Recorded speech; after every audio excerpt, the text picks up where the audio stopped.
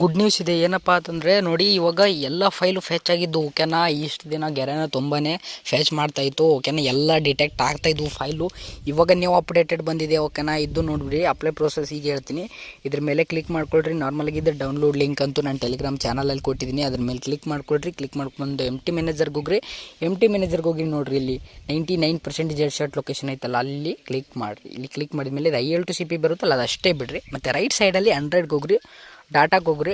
ಡಾಟಾಗೆ ಹೋಗ್ಬಿಟ್ಟು ನೋಡಿರಿ, ಫ್ರೀ ಫೈರ್ಗೆ ಹೋಗಬೇಕು. ನಾರ್ಮಲ್ಲು ಗ್ಲೋಬಲ್ ಫ್ರೀ ಫೈರ್ ಓಕೆನಾ. ಅದು ಗ್ಲೋಬಲ್ ಫ್ರೀ ಫೈರ್ ನಾನು ಟೆಲಿಗ್ರಾಮ್ ಚಾನಲಲ್ಲಿ ಕೊಟ್ಟಿದ್ದೀನಿ, ಹೋಗಿ ನೋಡ್ಕೊಳ್ರಿ. ಮತ್ತು ಇಲ್ಲಿ ಕ್ಲಿಕ್ ಮಾಡಿರಿ.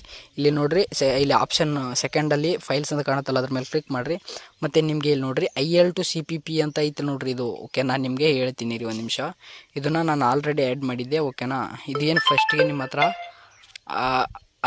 ಫಸ್ಟಿಗೆ IL2CPP ಇರುತ್ತಲ್ಲ, ಇದನ್ನು ರಿಪ್ಲೇಸ್ ಮಾಡ್ಕೊಂಬಿಟ್ಟು ಇದನ್ನು ರಿನೇಮ್ ಮಾಡಬೇಕಾಗುತ್ತೆ. ಅದು ನಾನು ಒಂದು ಆ್ಯಡ್ ಮಾಡಿದ್ದೀನಿ ಸರಿನಾ.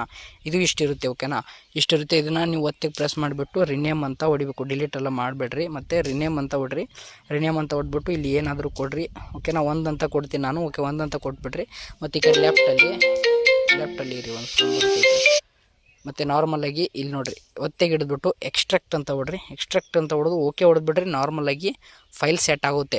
ಒಂದೇ ಸರ್ತಿಗೆ ಫೈಲು ಅಪ್ಲೈ ಆಗುತ್ತೆ ಓಕೆನಾ. 2-3 ಸರ್ತಿ ಎಲ್ಲ ಅಪ್ಲೈ ಮಾಡೋಕೆ ಹೋಗ್ಬಿಟ್ರಿ.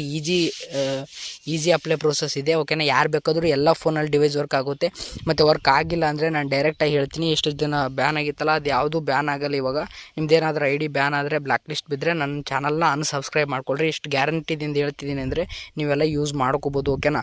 ನಾನು ವಾಯ್ಸ್ ಮೆಸೇಜ್ ಹಾಕ್ತೀನಿ, ಫೈಲ್ ಏನಾದರೂ ಡಿಟೆಕ್ಟ್ ಆದರೆ ಓಕೆನಾ. ಟೆಲಿಗ್ರಾಮಲ್ಲಿ ಹಂಗೆ ಆ್ಯಕ್ಟಿವ್ ಇರ್ರಿ ಓಕೆ. ಬಾಯ್, ಇಷ್ಟು ಹೇಳ್ತೀನಿ ಓಕೆ. ಅಪ್ಲೈ ಮಾಡ್ಕೊಳ್ರಿ, ಈಸಿ ಪ್ರೋಸೆಸ್ಸು ಓಕೆ. ಬಾಯ್ ಎಲ್ಲರಿಗೂ.